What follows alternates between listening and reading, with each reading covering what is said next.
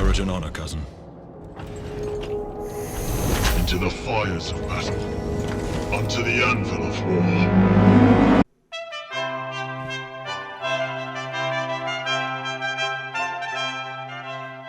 Hello, and welcome to Warhammer 40k's Grim History from the Beyond. I'm Zekthar, And I'm Muxin. and we are the chroniclers of all that was, and all that will be in the 41st millennium.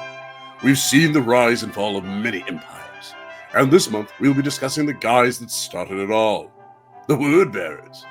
That's right, Zekthar, and this week we'll be finishing up our thoughts on the Word Bearers, along with a little look into the Gal Vorbak, their leader, Argol Tal, and the Vakra Jal. Right you are, user. Before we get into this, don't forget, folks, that we will be dropping the final part of our three-part event on Bilko's Brigade, live on June 23rd, where our strange crew reaches the Octarius Prime, called Get to get! Quite right, Zekthar. And like we predicted, the audio was significantly better on this one. Yet there were some glitches that we were able to rectify midstream that shouldn't be a problem next time. Also, more good news. We have a new member. Really? Why, that's fantastic! Indeed, much thanks to DigPig22. Cool. And, what would he want us to be talking about in August? No clue. He hasn't really gone back to us. Well, if you're listening, Dig Pig, please leave what you would like us to talk about for the month in the comments. Well, let's get into the Gal Vorbak, shall we? Not quite yet, Yuxin. I have some more good news. Oh, and that would be? Well, I mentioned it a couple of times, but I've written a book, and after almost a year in publishing hell, it's now available. What? That's great. What's it called? The Jotunise. And for those of you who are watching this on YouTube, you can click on any of the links in the descriptions to take you to where you can purchase it. For those on the podcast, you can get it in most places you can get ebooks, as it is yet to be in paperback. But we're working on that. Great. So, if you want to support this channel and find an awesome new fantasy read, just click on the hyperlink or type in the title in the description wherever you get your books. I can't wait to get my hands on the paperback when it comes out. Thank you. But one more thing before we get to the Gal Vorbak. Yes? You know how you mentioned Erebus stabbed the leader of the Gal Vorbak, Argol Tal, in the back, killing him and greatly displeasing his best friend Karn? Yes? Well, I happen to have the excerpt of the next meeting the two had. Perhaps we listen to it. That sounds awesome. Very well then. Ladies and gentlemen, I give you the excerpt from Aaron Dembski Bowden's Betrayer. Enjoy. Erebus bowed to the crowd, facing the applause of fists thudding against bare chests. The deactivated Crozius in his hand was flecked with blood. First blood. And ever the dignified victor, Erebus offered a hand to help Skane up from the deck. The sergeant took the preferred hand, gripping it with his new augmetic limb. A fine bout, The first chaplain said. The World Eater still hadn't had his throat mechanics repaired, leaving him speechless. But he grinned and nodded in place of words and moved back into the crowd. Dolvaris stepped forwards. So did Karn. The crowd, on the edge of cheering at the first warrior, fell silent at the sight of the second. The captain said two words to the Triarii centurion. Let me. Dolvaris saluted and backed away. First blood? Erebus asked. The axe in Karn's hand was Gorechild, toothed by mecha dragons, and once thrown from the hands of a Primarch. He chained it to his bare wrist in imitation of Nucerian gladiators, whose bones he'd seen and honored mere days before at Deshalaka Ridge. The captain was stripped to the waist, as were all the warriors present. Sangris extremis. Some of the crowd breathed in, showing their shock as the humans they once were. Others laughed or cheered, more fists beat against chests. Erebus regarded Karn with cold, composed eyes. Several seconds beat in silence, before the word-bearer's lips curled in a soft, indulgent smile. Bold God, are you sure? Gorechild revved for the first time since its rebirth, eating air with a throaty snarl of an apex predator.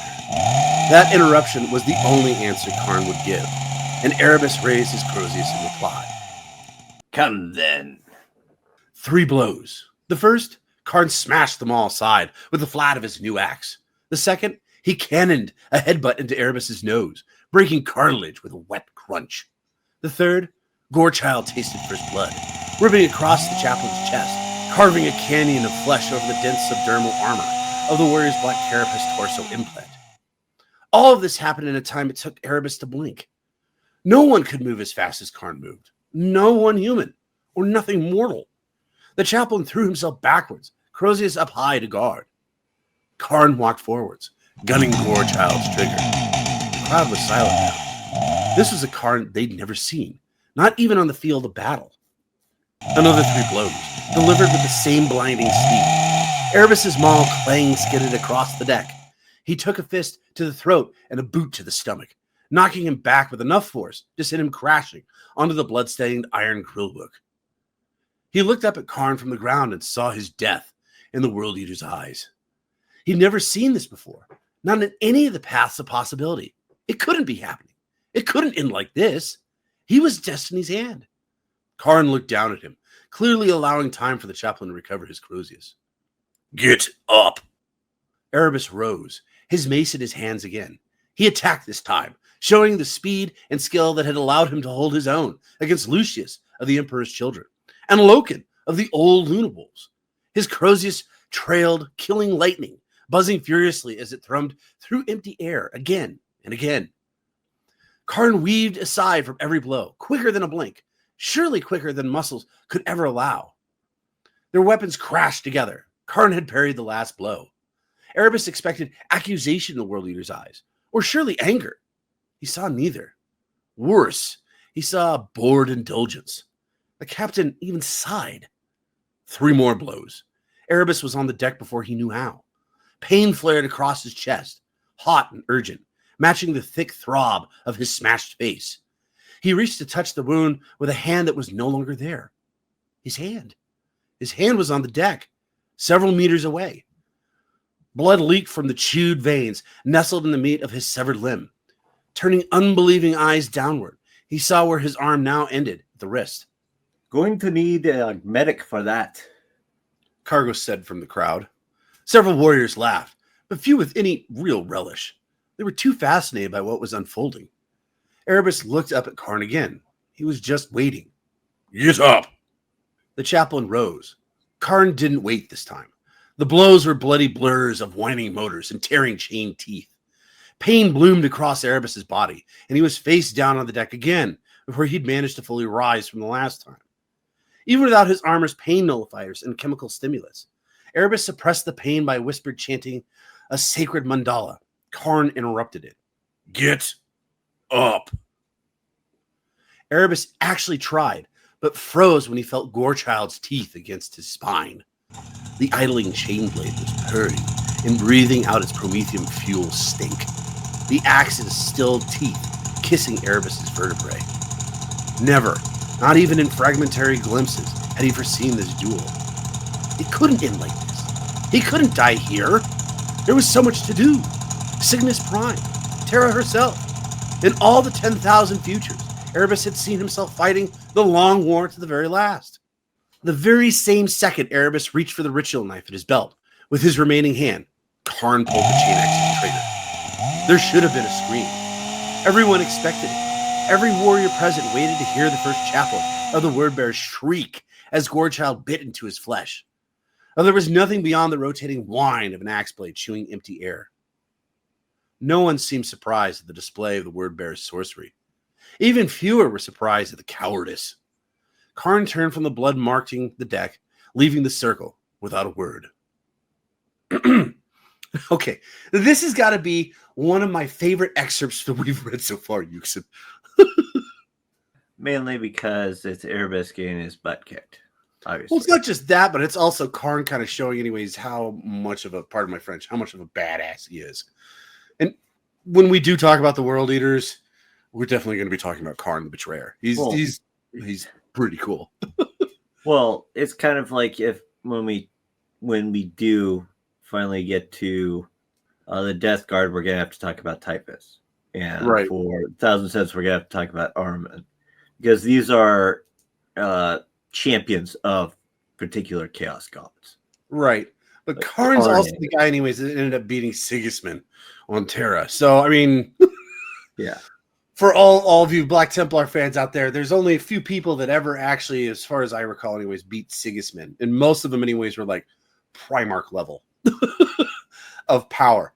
Karn happens to be one of the few like Space Marines that actually beat him. And quite frankly, anyways, if I recall right, during the Great Crusade, they were good friends. Because Sigismund ended up being attached to the World Eaters at one point, and he fought alongside Karn. So there was kind of a mutual respect. In fact, the reason why he has the chain, anyways, wrapped around his arm, very much like Karn, is because of Karn. So yeah, Karn's, and not only that, but like I said, anyways, him just kicking the crap out of Erebus as if he's just like he's beating up a human. That's what it almost sounds like. There's nothing that Erebus can do at that moment. He tries. And the fact that he weighs that Karn just kind of, the look in Karn's face isn't just like irritation or hatred or anything like that. It's just boredom. Kind of just like, it's like, this means nothing to me. I will just crush you like a bug. It's got to be probably my favorite excerpt that we've read so far. It's the only one that I can think of that comes close to that is when Tushan gets really pissed off at the Marine Malevolent captain. Yeah. But this is the problem I have with that one, though, is that we never really, it never gets written in anyways what he actually does to the captain of the Marine Malevolent. We just know anyways that from later on anyways that he struck him. This was like literally anyways if they'd taken that and then they'd actually read out how he beat the crap out of the captain. Yeah. So, Though I also do like the excerpts that we did with McCall. So we're just like, oh yeah, with the white the scars. other Imperial Yeah. Guard thing. We BS as much as possible to get away with stuff. Yeah, a single guard, anyways, taking out 3 Space Marines. I say that's a win. Yeah. I mean, I might have died, but 3 Space Marines? Yeah. yeah. Well, okay, go ahead. Tell us about the Gal Vorbak there, Yuxin. Okay, well, the Gal Vorbak were originally the 1,000 Space Marines of the Serrated Suns chapter of the Word Bearers, led by their chapter master Argel Tall, often referred to as the Crimson Lord. Their power armor was painted red, later called Traitor's Red, during the Horse Heresy, as opposed to the standard pre-heresy word-bearer color scheme of gray, which differentiated them from the rest of the Legion, but would in time be adopted by the rest of the 17th Legion during the Horse Heresy to display their new allegiance to the Chaos Gods. While they were in the Eye of Terror, the members of the Serrated Sun chapter were all killed by a demon, only to awaken sometime later alive once more. All the humans of their starships were dead, and their vessels had sustained critical damage. During the 7 solar month journey that followed out of the Eye of Terror, many members of the Serrated Sun chapter killed one another and survived the ordeal by drinking their fallen comrades' blood and eating the flesh of their fallen Legion serfs. When they returned to real space and their waiting Primarch, they were told that they had only been gone for a few moments in subjective time.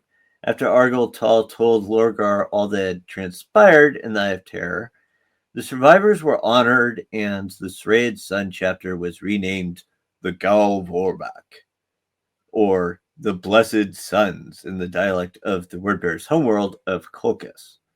The members of the Gal Vorbak later suffered from hearing voices for standard years after the ordeal in the warp, until they began to metamorphose into demons not long before the Battle of Isstvan V.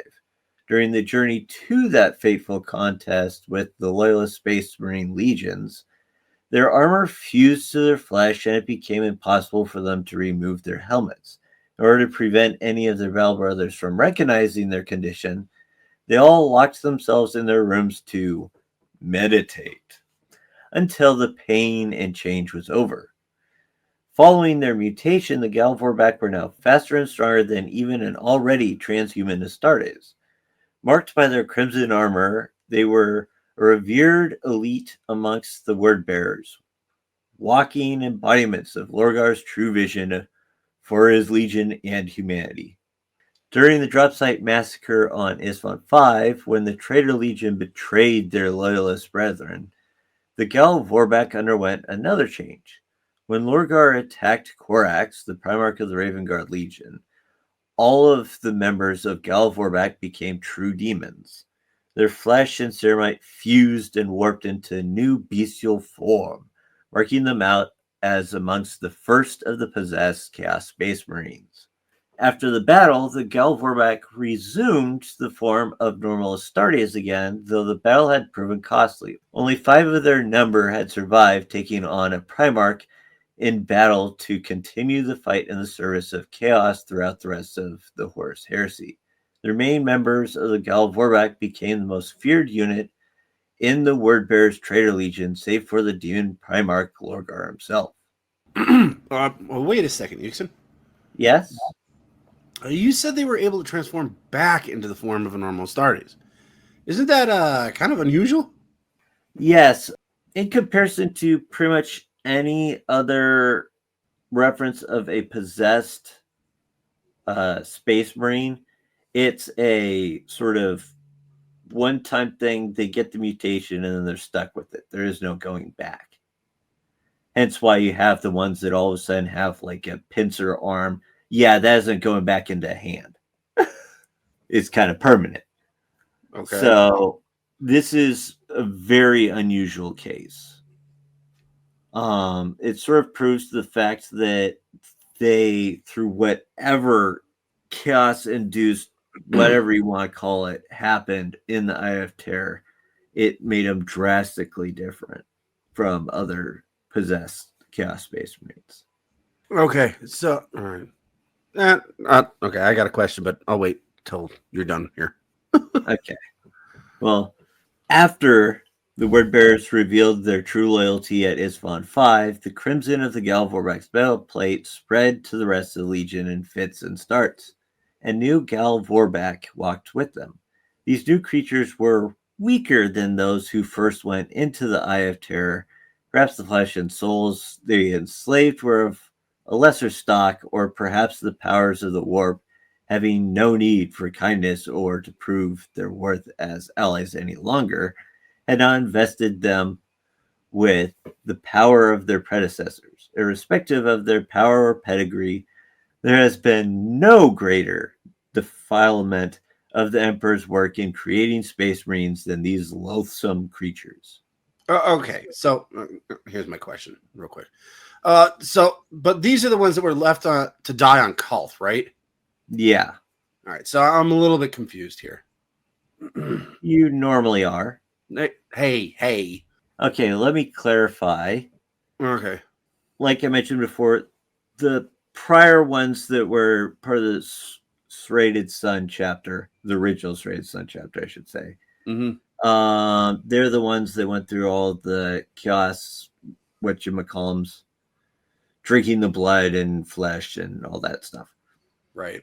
These other ones are more of what you think of when it comes to a normal possessed Chaos Space Marine, to the best of our knowledge. All right, so that's kind of my question, I guess, anyways. What made, anyways, those original Gal Vorbak different than just your regular possessed Chaos Space Marine? Or is there actually really that much of a difference? I can only assume it was the process that turned them into it. I was always under the impression that the big difference was the Gal Vorbak. It was almost like it was more of a partnership between a Astartes and a demon, as opposed to the possessed, where it's just like really just a possession of a Space Marine. It's why the Gal Vorbak could change back and forth, anyways, between looking like a human and then demoned out or hulked out. Yeah, possessed, are less of in control of that. They can't go back and forth, other than, of course, this one case of the original Gal Vorbak, as far as I can tell. Right. So, like I said, anyways, it seemed more like with the original Vorbak of the Serrated Suns, they seem significantly more, like I said, more of like a partnership than it was a full-on like possession or full-on mutation. Right. So that's how they're different. Yeah, to the best of my knowledge. Also, real quick, anyways, what happened to the last 5 of the guys? I thought, from what I read, anyways, only Argel Tall was the only guy that lived through the. Well, that would be one of the 5. Right. What happened to the other 4? One of them may be in a later part of the recordings. There is a word bearer's officer just mentioned as a officer. He may have been one, but also because of the fact that Argel Tall's mentioned later as being the sole remaining original, it's kind of like one of those things. It's like, well, they were there, now they aren't. How? We don't know. Are we going to explain? No. Speaking of Argel Tall, he was born in a village of Sangruk on the world of Kulkus, the home world of Lorgar. Argel Tall's name meant the last angel in the Caucasian dialect of the southern steppe tribes, as he was the final child to be born in his family.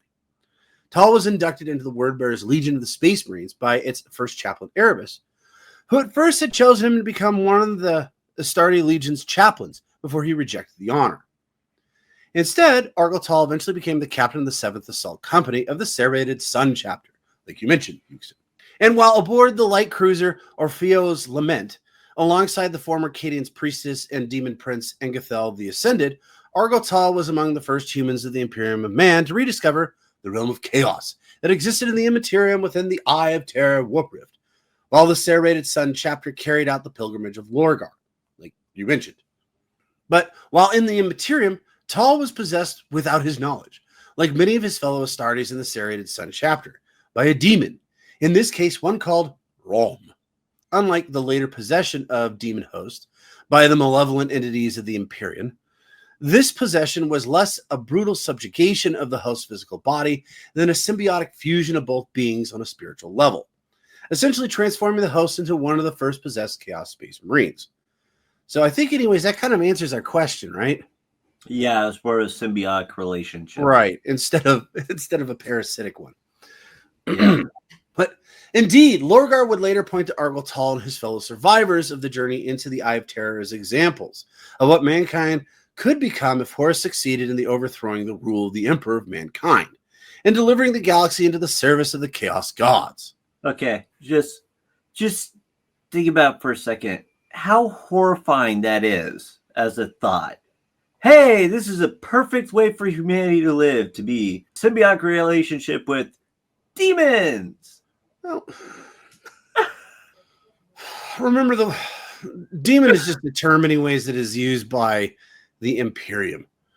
I mean, remember anyways, there's the concept of old Earth anyways, and both of these things are now called demons. But angels were also thought of the same way anyways on Terra. So it's the concept anyways. I think the part that Lorgar is getting at anyways is the concept anyways of the soulless and the soul being fused together to create something significantly stronger. I don't think anyways he was super stoked on the concept anyways that they're just like these vile, disgusting things. I think he even thought just past that, because what he was seeing was literally anyways, like you said anyways, this symbiotic relationship. It wasn't a possession. In fact, later on, Lorgar, when Fulgrim anyways, or what was supposed to be Fulgrim, showed up, and Lorgar realized that it was a possession, got really, really pissed off. Yeah. So I think an impersonator, anyways. And later on, anyways, like you mentioned with Lorgar, where he tries to get rid of the Vorbak, and this is a different beast. Remember, these are the more of like the possessed. He's trying to get rid of them. So that aspect of being possessed by a demon, he's not on board with. Well, I think it's also partially because those ones are also their zealotry was more focused on revenge than hatred. Yeah. I mean, they're possessed by a demon that's pissed off. So yeah. I mean, well, let's face it, the demons have every right to be pissed off after what happened to the Imperium. But and like I that's said, another story that we'll bring in later. I hear what you're saying, anyways. But I think, anyways, that I think you're oversimplifying this on the aspect, anyways, of what Lorgar was thinking. Okay. If that makes sense. Yes, but yes, I mean, just if you take a step back on it, anyways, like, I mean, if Magnus was there, I mean, he would probably roasted them all, but because he knew better. Lorgar didn't. That was the other thing too. Lorgar just honestly, anyways, is just an ignorant. Well, do you think part of that's because Magnus was actually told about the warp beforehand instead of finding out about it from demons themselves? It's like, I was just watching this thing, anyways, on Constantine, and he's looking at this giant picture, and he's like, I remember when the Emperor painted this, and it's literally the Mr. I'm not a god, and he's holding the solar system in his hand, and it's like this giant golden figure as light streams across the galaxy. It's like, I'm not a god. Oh, you know? Like, dude, you're such a hypocrite. Just stop. But anyways. Now, don't deal with the warp. I'm going to show you exactly what it is and what I've done. Well, that was the other thing too. Is that honestly, okay, we will talk about like I said, we will talk about Thousand Sons at some point, anyways, and because Magnus is a really interesting story. He really tried to do everything right, and he just did it so wrong. The wrong way. In every possible way you could do, wanting to do something right and just doing it wrong. Yeah. It's like when you're teaching a running back, anyways, to hold the football, and he's holding it out in front of him as he runs down the field as fast as he can. It's like, well, he's really trying to do it right, but it's just not going to work. Kind of thing. So, but he could make a touchdown, but if I recall right, anyways, when the Emperor was telling Magnus about the warp, it wasn't we're going to tell everything we know about the warp. It was very much like he did with everybody else, anyway, just like little snippets of information along the way. Well, so I think he was given a bit more than that because the Emperor realized that he really was the psychic, so he really needed to know more than. Well, no, what I'm saying is that he gave him just enough information, anyways, that what he deemed was safe. So he didn't like explain everything to him. I mean, that would be the smart thing to do. Knowledge is power and all of that. No, it's more like, well, we want to keep you safe, so we're going to not tell you everything. And it ends up biting him in the backside again. I'm reading right now, anyways, the second book of the Siege of Terra, and George talking. They're trying to figure out, anyways, all of their alliances and who they have that is there that they can help them at this point, and who's in the wind. And he's like, Gilliman's coming, but other than that, anyways, I have no idea where the Lion is or Russ, and the rest of them are just. I mean, Ferrus Manus is dead, and along with Vulcan, and that's when Malcador goes, Vulcan's actually alive. What? Yeah, he's here. What? He got here a little bit after the time that Sanguinius got here. He's been here for 3 months and nobody told me? We didn't think you needed to know. Well, I mean, to be fair, there were only like, what, him and 2 other people? Well, it's just one of those. And he's like, well, where's he been? He's like, he's been sitting in front of the golden throne, guarding it. And you're sitting there going, what? You couldn't have let us know. So the Emperor wants him there. That's fine, cool. But at least that way we could have stopped by and said, like, hi, glad you're not dead, Or, maybe not put nearly as many forces there. Well, especially for like Sanguinius, who saw his corpse in Ultramar. So, I mean, he's like, I saw him dead. He's like, well, Vulcan's hard to kill. Yeah. That's his explanation. It's like, Malcador and the Emperor is just like, dude, you need to. There is this term called knowledge is power. So, and yes, there's that other one, anyways. The power corrupts all, but it's like, you already got screwed over, anyways, by not telling anybody anything. You might as well, anyways, just start breaking the news, people. But sorry, we went down our learning. Anyways, we got to get back to talk. Now, during questioning by Lorgar, Tull detailed what he had experienced in the Eye of Terror, providing useful insight later used as the foundation for the heretical Book of Lorgar, outlining worship in the Chaos Gods. In honor of his achievements, Lorgar made Argol Tull the captain of his Gaul Vorbak. Argol Tull led the Gaul Vorbak on Esfand V during the infamous Drop Site Massacre against the Ravengard Legion and their loyalist allies, the Salamanders and Iron Hands. Argol Tull was the only word-bearer trusted by the Legio Custodes warriors, who had been tasked with watching over Lorgar by the Emperor of Mankind after the Primarch's betrayal of the Imperial truth on the world of Kur. This made his ultimate betrayal of them all the more poignant when he was responsible for their murder after they discovered that the word-bearers had become traitors to the Imperium at Esfand V.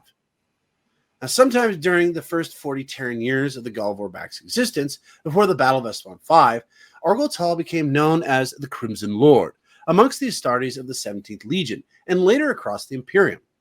A group of over 100 remembrancers sent to the word-bearers before the Dropsite Massacre already knew Argol Tull by this title, indicating that he earned it well before the start of the heresy.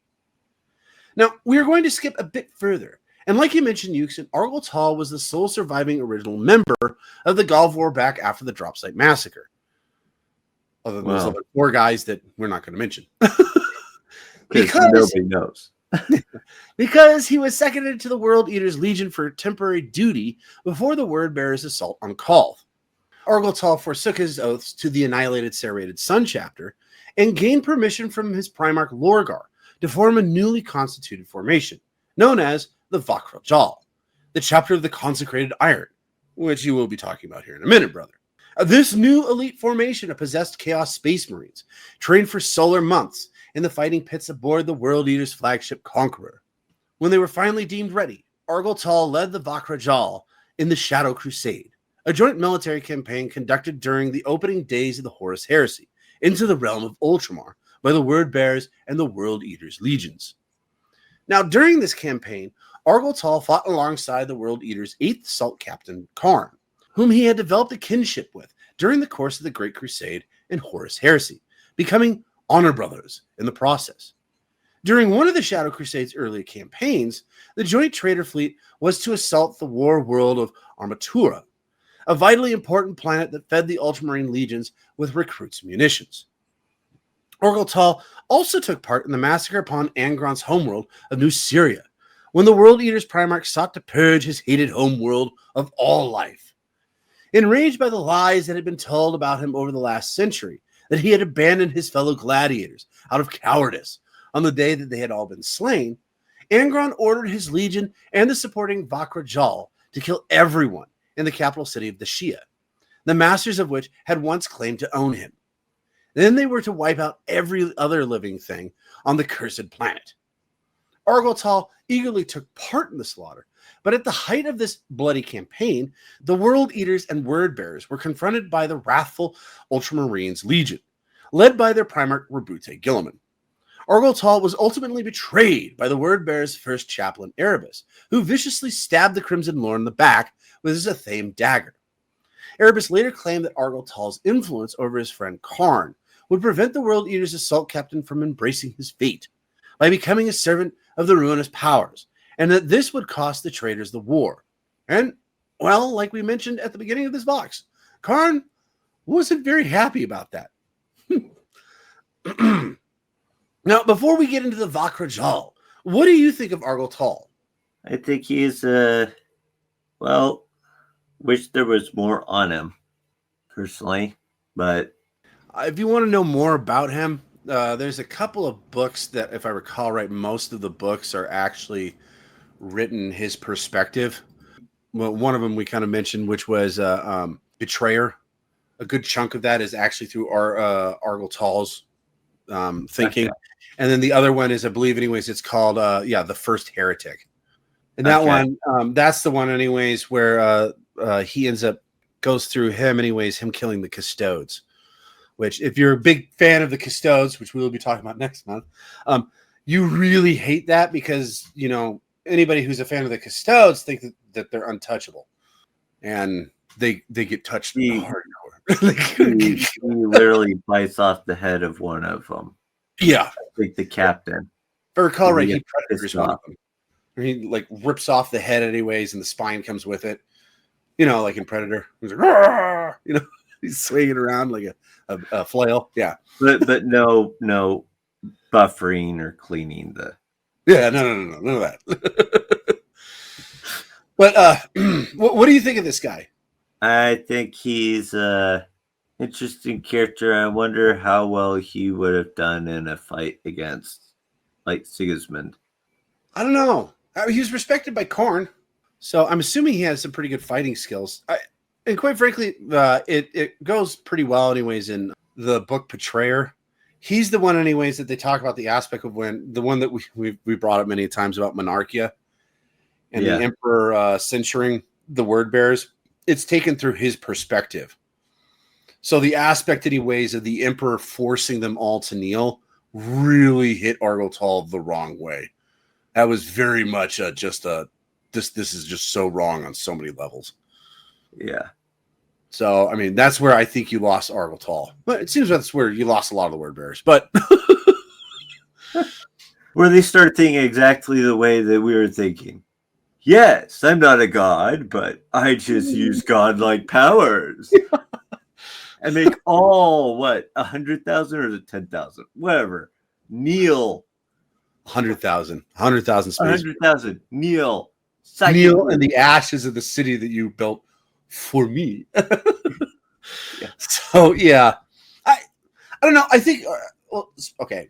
I'll also, anyways, for those of you that are watching on Tales of Asheraka on the YouTube channel, I'll definitely have some pictures of Argotol. He also looks pretty sick. He's got like the cool wings that come out of the back, and I mean he looks pretty cool too. Like he could do some damage. So, but yeah, I just always thought he was kind of an interesting character. He's up there, anyways, with me, anyways, with like I said, Karn, Sigismund. I'm thinking those three guys, especially, anyways. Lucius is probably up there too. Loken. Of probably the best fighters of the Space Marines during that time. Bjorn's probably up there too. Now to think about it, he better be. He's talked at a different. He's not like I guess he's just. It's because the Space Wolves didn't really like work with other legions very often. There isn't this kind of because that was the other thing too that I always found interesting about Argotol and Karn and Sigismund is that there's documentation of them like hanging out with each other during the Great Crusade, and there's like these intermingling of the legions. So they kind of, became in comparison to what were Bjorn, who's with the Space Wolves, and they're the it's not triumvirate. That's the Mournival Horses guys. No. Or there's three particular legions that were basically kept separate. Oh yeah, the Space Alpha Wolves, Legion, Space Alpha, Wolves, and then the Salamanders. Yeah. Which, none of them really mingled with anybody else. I mean, there are occasions, anyways, where they would like end up being in the same place and fighting with other legions, but it didn't seem like there wasn't as much of this, like they worked together. They just show up and they would just, get done with what they needed to get done, and then they would bounce. I don't remember. In Alpha Legion's case, they would slowly seep everything into it. And by the time that people came, it's like, yeah, go ahead. It only takes you 2 hours. Well, you know why, right?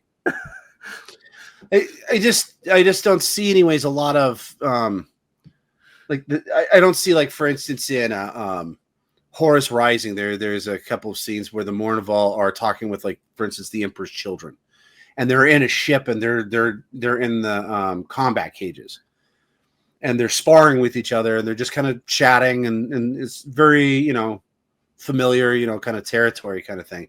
I just don't see, anyways, like you said, those three Space Marine units ever really getting into anything like that. I don't see the Space Wolves chumming it up with, whoever kind of thing, or the Salamanders.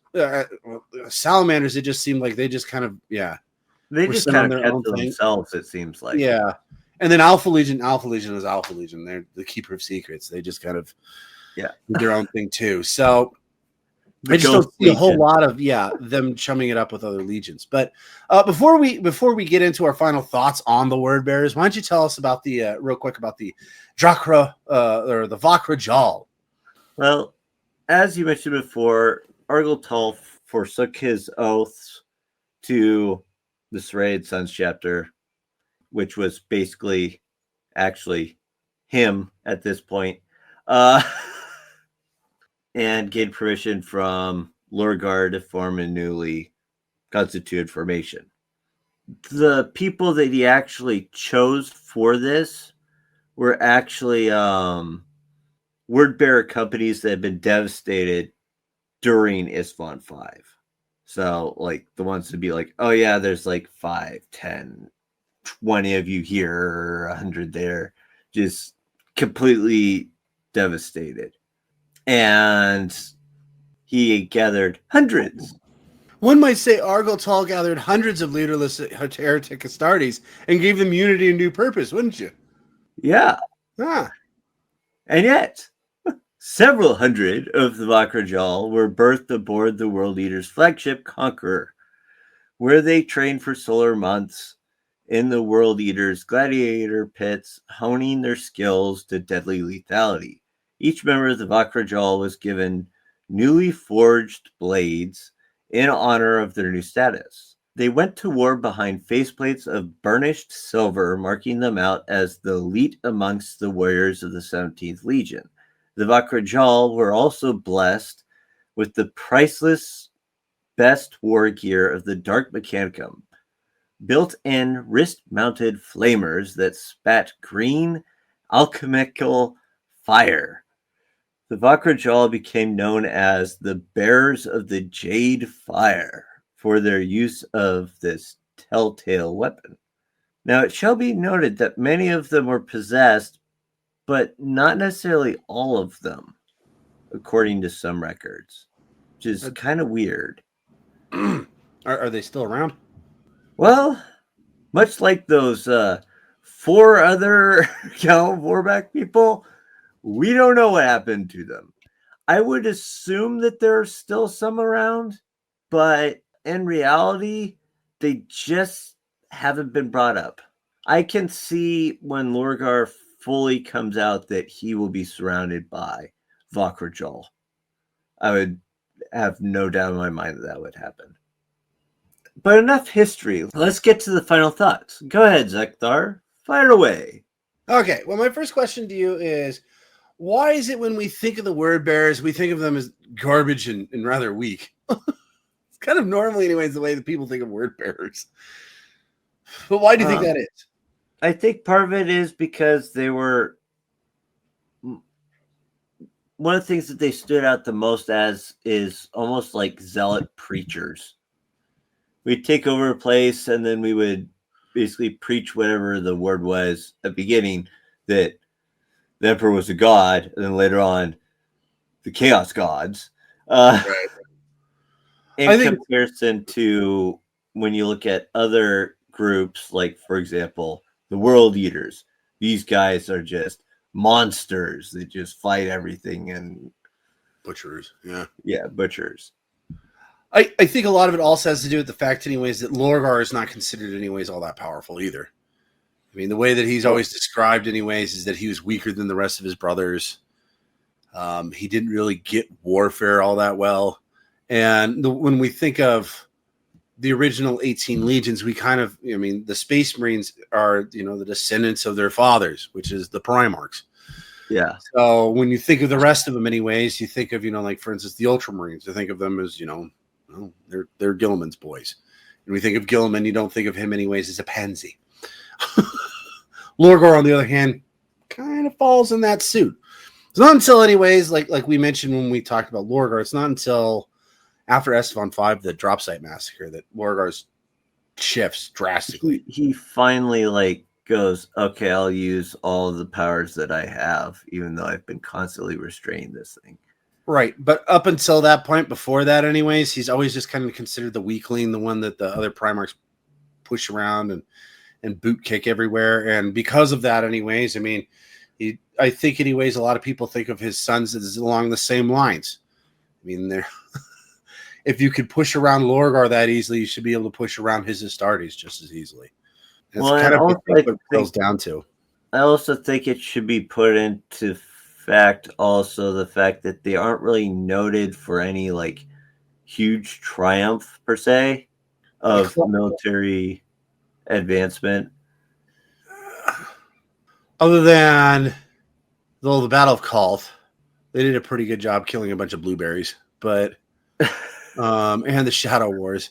Although the Shadow Wars, they were fighting alongside of the World Eaters, so that also, anyways, doesn't help. I mean, when you're fighting with the World Eaters, they're the ones that, like, everyone's like, oh, so they did most of the fighting. Even about 50%. No, they didn't. Okay. Yeah. But it's just one of those. Yeah, I think that's one of the main reasons why, and that's a good point too. I didn't even really think about that, but normally, well, okay, the two legions that they really, if I recall right, anyways, that we've at least talked about that, they don't really talk about them in the Great Crusade all that much doing anything, or is the Word Bearers, and then honestly the Alpha Legion, but. On the Alpha Legion side of things, too, anyways, they were, if I recall right, the Primarchs, they were Alfarius was the last one they found, or he was the first, depending on who you talk to. But according to Imperial history, they were the last ones found, which means that they were the last one to be connected with their Primarch. So there isn't as, and normally, anyways, when you hear about like what took place during the Great Crusade, it's normally after they found their Primarch that you get a lot of history. The only one that I can think of that isn't like that is probably the Dark Angels. Well, that plus when it comes to Alpha Legion, their whole spiel isn't we are the strongest. It's all cloak and dagger, basically. Right. So those are the only two that I can really think of, anyways, that during the Great Crusade and before that, there aren't really a whole lot of, like you said, anyways, there isn't a whole lot of stories about them conquering anything. I mean, even like, for instance, the Salamanders, who they really don't talk a whole lot about anyways. I mean, throughout the Great Crusade and whatnot there. I mean, the Unification Wars burrowing into, what was it, the libraries of whatever anyways, and they almost lost all their guys. Yeah. The Emperor sent them on. Or when Vulcan finds he's sent to the Salamanders. Yeah, and they end up fighting a giant orc wog. So there's still even a couple. They of got the short end of the stick all the time. All the time. The Salamanders did. Yep. But I mean, all of them, anyways, had kind of this. Like you said, they had this repertoire of different chroniclings they could go to, and in Lorgar's guys, it's literally straight up just they conquered the world's the slowest, and they turn the world into exactly. They turn them into zealous worlds, which ironically, if the Emperor had just let that keep going, anyways, those would have been the most loyal worlds that he had, anyways, in his repertoire. But he didn't. Yeah, and it went south so fast. All right, what's your first question? Okay, my first question is, why do you think the Word Bearers seem to be more elusive than other Chaos chapters, being like now in comparison to? What do you mean by elusive? Like in comparison to, for example, the Thousand Suns pop up notably quite often. Same with the World Eaters and obviously the Black Legion in the 41st and 42nd. You don't really hear much about the Word Bearers so much in comparison to other Chaos groups. Why do you think that is? I think there's a couple of reasons for that. The first is that as opposed to pretty much the rest of the Chaos Space Marine legions, they're not really legions anymore. They're all kind of like war bands. So the only two, if I recall right, anyways, that have kind of kept more of a conglomerate together is the Word Bearers, and then if I recall right, the Iron Warriors are more connected to each other, but that's also, with the Iron Warriors, that's more of a loose connection. Yeah. So if Robo calls them all together, they'll join his side. But at this point, anyways, they're still more war bandish than they are Legion. The word bearers, on the other hand, anyways, like we mentioned before, anyways, they seem to be significantly more close knit. And from what I gather, anyways, the Dark Council hasn't really sent them out into the material world very often. Because they're still trying to wrestle total control from each other. I mean, I think they're kind of fighting each other more than they are, the Imperium. Not only that, but I think that there's still this aspect that they're trying to stay close to Lorgar. Until he comes out from behind his big door that Korvax chased him behind. But that's honestly my 2 cents, anyways, on how it. Not only that, but okay, just to be a little bit meta here, anyways, nobody likes the word bearers, so it's just not cost effective, anyways, to have them out and about. But yeah, that's just kind of my 2 cents. What do you think? Well, I think you make valid points on pretty much all of those. And yeah, I can see one of the things being a power struggle in between different members of the Dark Council also is kind of restricting a lot of their movement too. Because the last thing you would need is to go, yes, I will send my warriors away while somebody else has theirs right next to them. Although I will say, anyways, that in the 41st, at the end of the 41st and the 42nd millennium, they do seem to be popping up more. Yeah, because remember, Erebus brought a whole thousands of them with him, anyways, to Cadia. To I can't remember what he was doing there. Demons or something, yeah. And then Corferon has started his own crusade in the Taladus system. So, I mean, they're becoming more. And I don't know if that's just simply because they're trying to be more active and try to push out, or it's because Lorgar is starting to return again. I don't know, but I think anyways you'll see a whole lot more of them anyways when Lorgar pops back up again. That's for sure. Now, what Lorgar is going to end up doing, I don't know. I don't even know anyways if Abaddon anyways is going to be cool with him. I mean, he's the War Master right now, which I don't. It seems like he works well with some of the Primarchs. I don't know how he runs with them. It seems like he's worked with Perturabo occasionally, but it's more of like I'm not telling your guys what to do, but you could send us resources and then we'll trade back and forth kind of thing. You give me 50 of your warriors and I'll give you some supplies that we get from our next raid. Stuff like that. But I mean, yeah.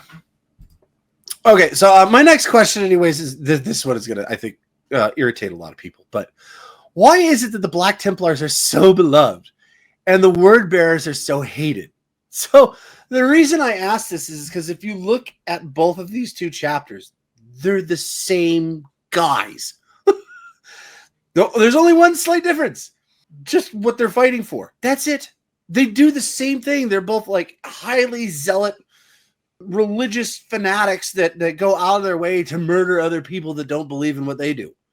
They both do this emphatically, but everybody loves the Black Templars and everybody hates the word bearers. So why do you think that is?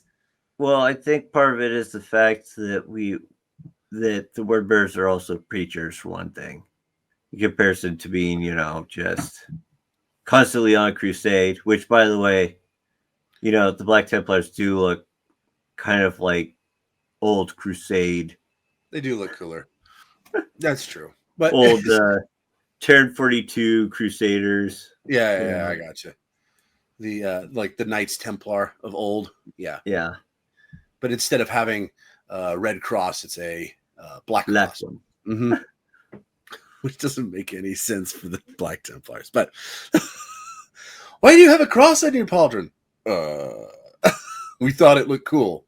Fair enough. Someone tried to make an X and it didn't quite work out the right way. Oh.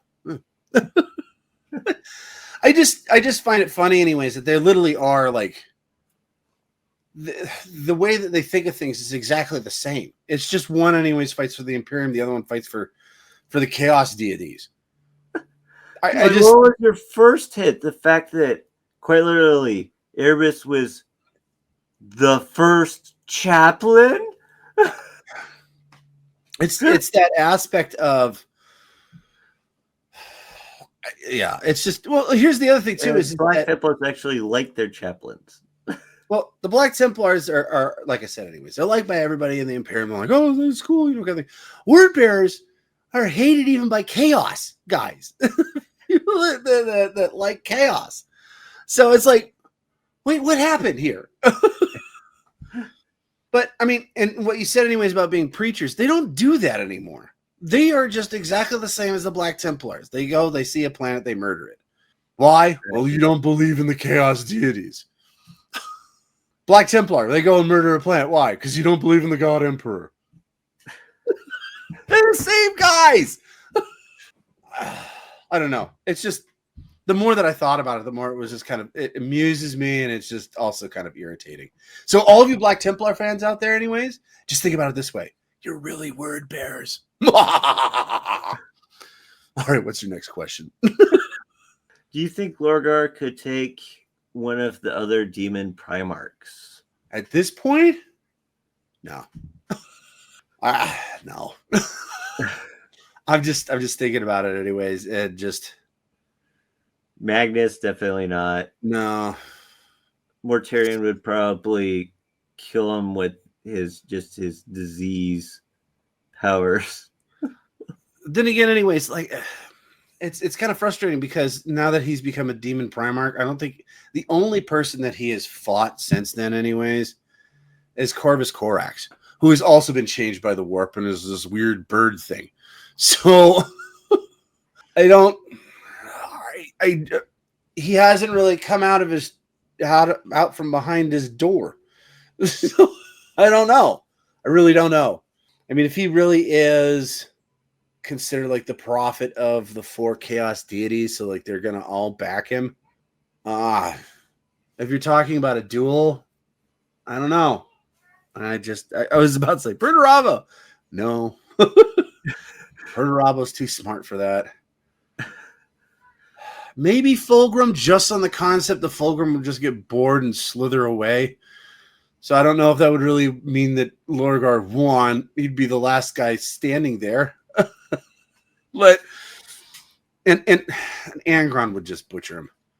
I mean, yeah, I don't. And also, anyways, the Primarchs that are alive, anyways, on the Imperium side, he's not beating the Lion.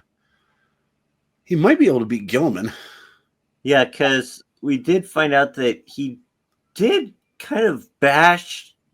He kind of wailed on Gilliman. Yeah, he kind of wailed on Gilliman. It would have been interesting to see how that would have played out, except for the fact that, Angron popped up. Angron interfered. And quite frankly, honestly, if Lorgar... Well, here's the other thing, too, is that if Lorgar hadn't tried to turn him into a demon Primarch at that point, Angron probably would have killed Gilliman. I don't think there's a doubt in my mind, anyways, that would have taken place. I mean, yeah. Because he stepped on his buddy's skull at that moment in the fight, if you recall right. And I can just see that, anyways, where he takes a step back and he's got his power fists out.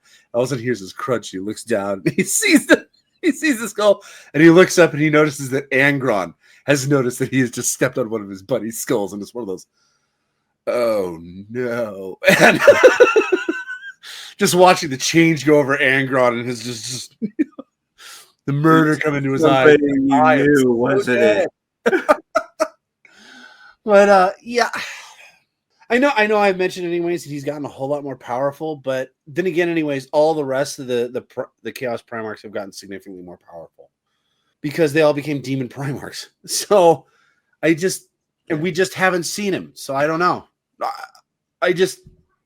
From the last time that we saw him to this point, I don't think so. I mean, like I said, maybe Mortarion. That's the only guy I could think of, and he would have to be pretty quick about it because, like you've mentioned before, the thing about Mortarion is that the longer you fight him, the more likely you're going to lose. Yeah. That's why, anyways. It seems like he would have to have some sort of sneak attack or like first strike sort of thing, or also just be. He needs to pull an Erebus. Stab him in the back. Well, I actually get the right place in the back. No, not there. No. What are you doing? It's not very good at stabbing people. Well, that's why, anyways, with Mortarion, that's why Jagatai Khan and the Siege of Terra, he did not he took out Mortarion as fast as he possibly could. Yeah. So, Well, there was also because remember the first time he they knew fought, that he wasn't gonna last that? out, and the Khan was known for being A like duelist, like one of the best duelists. Yeah, but the well, first and time being able to last long periods of time, but he knew that he was going to be worn down. well, and he figured that out because this isn't the first time they had fought. Remember, the first time they fought was on Prospero, and that was actually a draw. Yeah, and that one, anyways, Mortarion literally fought him to a draw, and that by that point, I can't remember. Mortarion had to leave for some reason. I think I can't, like Horus had called him or something. I don't remember, but and he said, "We're nuking the planet." Bye, or something like that. Off. But it was definitely very much that first meeting is that the longer that fight went on, the worse Jagatai Khan got. Because he was starting to fatigue, because that's one of the things Mortarion does, is that he just tanks whatever's in front of him, and then it's the stuff that surrounds him anyways actually literally just slowly starts to decay and fatigue whoever he's fighting. And one of the things that also made it harder for him is the fact that he knew like next to nothing about Mortarion to begin with. Right. Which is also, but like I said, anyways, that's why he was so much faster anyways to try and take him down the second time they fought. Yeah. Because there was definitely very much in the back of his mind, is like, if I let this go on too long, then my percentage chance, anyways, of winning goes down by the second. So we need to get this as fast as we can. It's either I almost die by shoving myself on the scythe, or more than likely just gonna die. Well, not only that, but if I recall right, hadn't Mortarion already been stabbed by Nathaniel Garrow? No. I want to say he had been stabbed by Garrow by that point, because Garrow gets killed by Mortarion at the Siege of Terra, and I thought it was right before Jagatai Khan, anyways, came in, but which I think also helped the Khan. But anyways, so my last question is: if you were to assemble 3 Chaos War bands, would the Word Bearers be one of these bands, and if not, who would you choose? No. I would choose. I love how we keep going like, they're not actually that bad, the Word Bearers. Would you pick them? Oh, hell no. Well, it's kind of kidding me. We got a super strong guy. Can he beat any of his brothers? I don't know. I don't think so. We're trying for you guys that are fans of the Word Bearers. We're really trying. I would take the Iron Warriors. Okay. The Thousand Sons and the World Eaters. No Black Legion? Well, the Black Legion pulls from no, probably not. Ironically, I'd probably go with the same 3. World Eaters, I might switch that out with the Black Legion.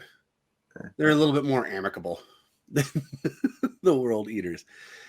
World Eaters don't play it nice with others either. So, ironically, none of us said the Death Guard or the Emperor's Children. I would take the Death Guard before the Emperor's Children, but that's just because I don't like the Emperor's Children for many reasons. But well, okay. I'd probably take Iron Warriors. I wouldn't take Thousand Sons. I might take the Night Haunters instead. Yeah, I don't know enough about the Night Haunters too. Or I might just take 3 units of Alpha Legion. Wait, nobody knows what we're doing. I don't even know what we're doing. But let's see. Okay, so what is your last question? Where would you put them in likability in comparison to other Chaos Legions? So I know a lot of people would say, they're like the worst. I don't think so personally. I like them more than I like the Night Haunters. Night Haunter, or actually the Emperor's Children. I'm not a big fan of the Emperor's Children either. Neither am I. I know some people like them. I didn't even like them before when they were,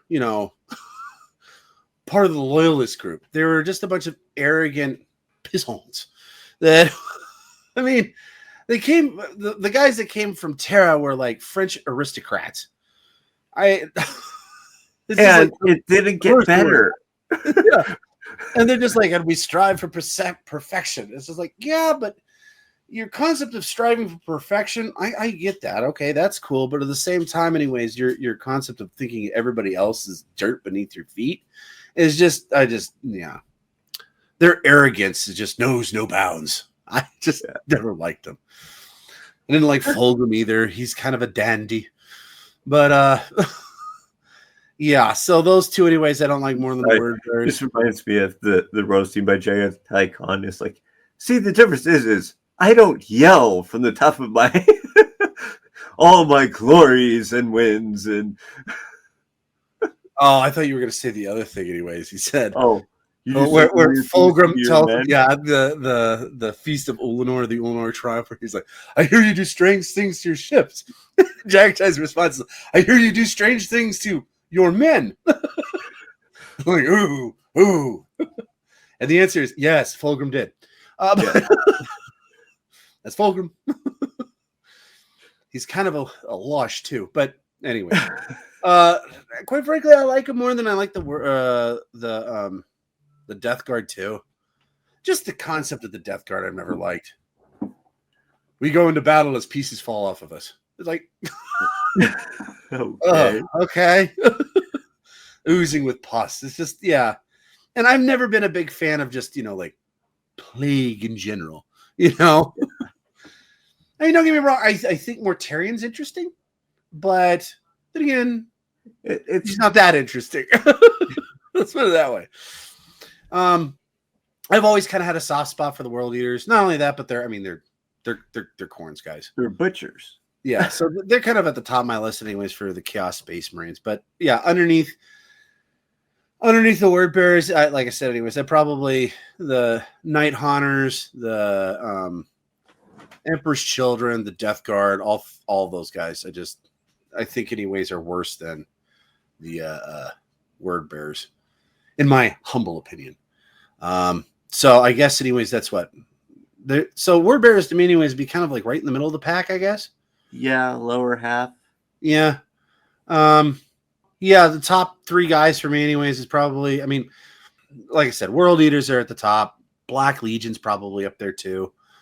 I know a lot of people hate Abaddon. I personally don't. But that's also because, anyways, when I started doing research and learning, anyways, about the Imperium of Man and its whole history, I started pretty much with like the Horus Heresy and the Mournable, the Great Crusades and the Unification Wars and all that stuff. Anyways, that's kind of where I started reading into stuff. And at that point, Abaddon's actually a pretty cool character. I think, anyways, where people really start to not like him, anyways, is his ridiculously long, thought out crusades, his 13 Black Crusades. But yeah, Black Templar, Magnus's guys, I think are kind of cool as well. And Iron Warriors. I've always just kind of liked the Iron Warriors because it's Pergrabo's guys. The more I read about Pergrabo, the more I was like, they're the ones that don't give a rip what Chaos does. Although, the more we found out about Hanzo, the more, anyways, I wanted to kick him, anyways, out of a planet. He's just, he's pretty terrible. But, but you know who helped create him? Fabius Bile. Yeah. Oh, and Alpha Legion's up there at the top too. Yeah. They're but Alpha Legion is not Chaos. I wouldn't technically. Yeah, I would say. Okay, so I would say anyway. I would say Renegade. Chaos. Yeah, exactly. For your Chaos Space Marines, I would say your big ones are. Let's see. You've got like the Black Legion, Word Bearers, World Eaters, Thousand Suns, Death Guard, Emperor's Children, Night Haunters, Iron Warriors, and then the Black Legion, and then the Red Pirates or Red Coursers. Red Coursers? Lufthoran guys. Part of what? What were they part of originally? They were originally part of the Astral Claws, Claws, right? No, they were originally the Astral Claws. Oh. Under Lufthoran, and then the Badab War took place, and then I think they're called the Red Coursers. And then now they follow Lufthoran, a.k.a. Huron Blackheart. A.k.a. now Psycho. Yeah. That whole thing was sad. I mean, if you guys want to know more about that, anyways, they did a whole string on the Badab War, and it's just kind of Huron Blackheart is something that should never have taken place, but the Imperium just shot itself in the face again. That's kind of what happened. But Well, more specifically, the High Lords of Terra. Yeah, in particular, the High Lords of Terra. But how would you answer this, anyways? Where would you rank the Word Bears in likability? Okay, so I don't know enough about the Death Guard, but I definitely put them above the Night Haunters because all I really know about them, and I think all I really need to know about them, is they're all Nut jobs. psychos.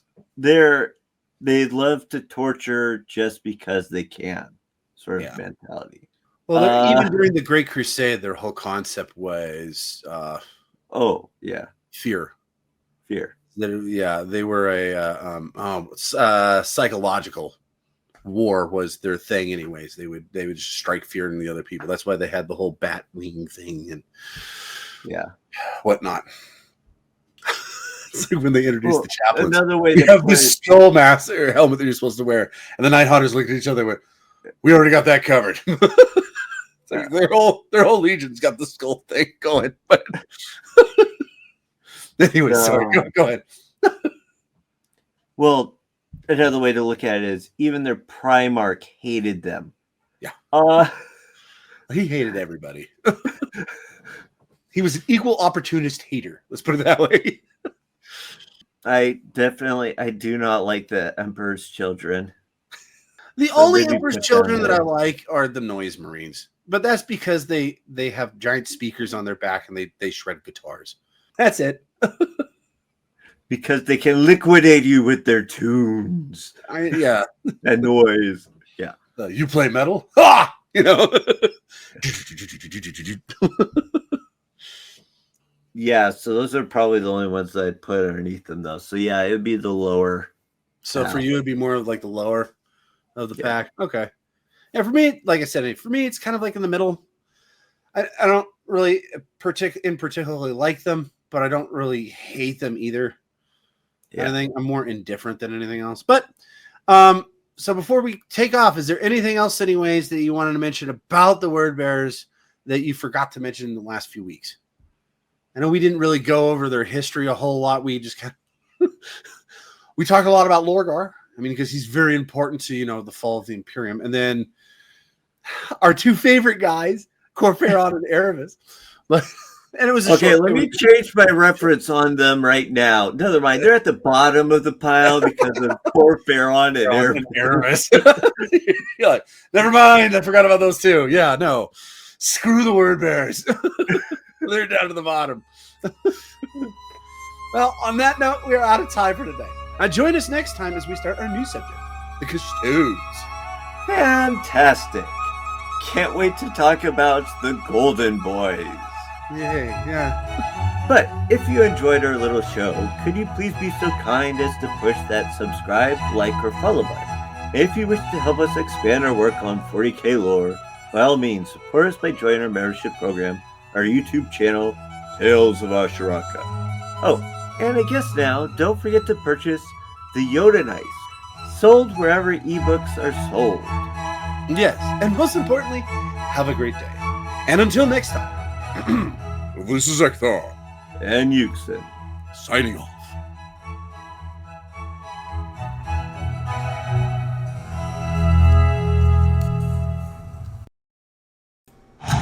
Where are your brothers in arms now? On your shoulders you pull all humanity forward till your time is past.